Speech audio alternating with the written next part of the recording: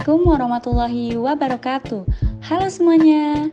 Pada mata kuliah perilaku organisasi ini, kita akan berdiskusi mengenai sistem organisasi yang membahas tentang perubahan organisasi.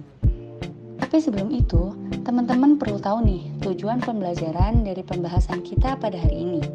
Yang pertama, dapat membandingkan kekuatan untuk perubahan yang tidak direncanakan dan perubahan yang direncanakan. Yang kedua, mampu menjelaskan bagaimana cara mengatasi resistensi terhadap perubahan. Yang ketiga, dapat membandingkan 4 pendekatan utama untuk mengelola perubahan organisasi. Dan yang terakhir, mampu menunjukkan 3 cara menciptakan budaya untuk perubahan. Nah, teman-teman sekarang udah tahu kan tujuan pembelajarannya? Untuk itu, yuk simak pembahasan berikut ini. Mendukung perubahan dari bawah ke atas. Seiring dengan perkembangan yang ada, suatu organisasi dapat melakukan perubahan, yang mana perubahan tersebut dapat berupa perubahan aktivitas dalam organisasi. Menurut Desplaces tahun 2005, perubahan yang terjadi dalam organisasi seringkali membawa dampak yang tidak menguntungkan. Namun, perubahan tetap penting dilakukan oleh organisasi untuk mengubah kultur yang tidak sesuai dengan keadaan sebelumnya. Kekuatan untuk perubahan dibagi menjadi 3. Yang pertama, guncangan ekonomi di mana nilai rumah turun drastis dan banyak perusahaan besar yang telah diakuisisi. Yang kedua, kompetisi sedang berubah. Organisasi yang sukses berdiri dengan cepat, mampu mengembangkan produk baru dengan cepat dan membawanya ke pasar dengan cepat. Selanjutnya, yang terakhir, tren sosial jangan tetap statis, di mana konsumen yang sebelumnya tidak dikenal sekarang bertemu dan berbagi informasi produk di ruang obrolan dan blog. Oleh karena itu, organisasi harus terus-menerus menyesuaikan strategi produk dan pemasaran agar peka terhadap perubahan tren sosial. Selanjutnya, perubahan yang direncanakan, yaitu perubahan yang direncanakan terlebih dahulu oleh pihak-pihak yang ingin menyelenggarakan perubahan di dalam warga. Oleh karena itu, suatu perubahan yang direncanakan selalu di bawah pengendalian. Tujuan dari perubahan direncanakan yaitu yang pertama, berusaha meningkatkan kemampuan organisasi untuk beradaptasi perubahan di lingkungannya. Yang kedua, berusaha untuk mengubah perilaku karyawan. Mengatasi penolakan terhadap perubahan. Ada 8 taktik untuk agen dapat melakukan perubahan terhadap penolakan.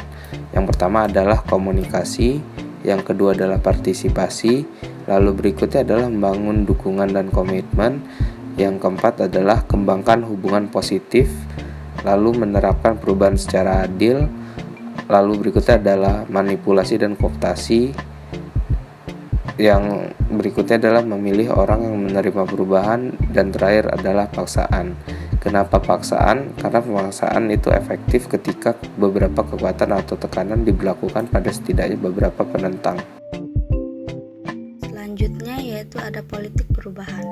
Politik menunjukkan dorongan untuk perubahan lebih mungkin datang dari luar agen perubahan. Karyawan baru dalam organisasi yang mungkin berinvestasi dalam status QO atau manajer yang dipindahkan. Perubahan bisa menjadi ancaman yang nyata bagi status dan posisi mereka. Pendekatan untuk mengelola organisasi perubahan. Menurut Kurt Lewin berpendapat bahwa perubahan yang berhasil dalam organisasi harus mengikuti 3 langkah. Yang pertama, mencarikan status QO. Yang kedua ada bergerak ke keadaan akhir yang diinginkan. Dan yang ketiga, membekukan kembali perubahan baru untuk menjadikannya permanen. Menurut definisi, status QO adalah keadaan equilibrium. Pelatihan kepekaan, mengubah perilaku melalui interaksi kelompok yang tidak terstruktur. Umpan balik survei, menilai, mengidentifikasi, dan memecahkan perbedaan melalui umpan balik survei. Konsultasi proses, pengidentifikasian cara peningkatan perilaku karyawan, membangun tim, meningkatkan kepercayaan dan upaya kinerja melalui tim, pengembangan antar kelompok, konflik disfungsional antar kelompok, pertanyaan apresiatif, berfokus pada keberhasilan organisasi daripada masalahnya.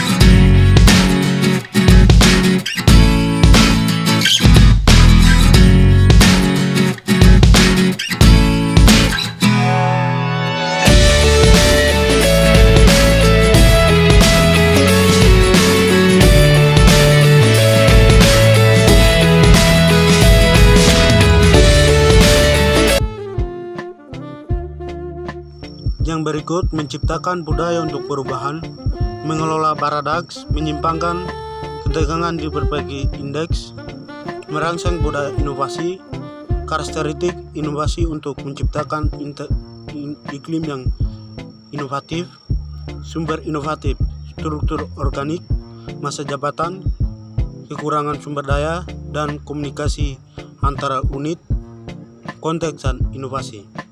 Perkembangan anggota terhadap situasi teknik, juara indeks di inovasi.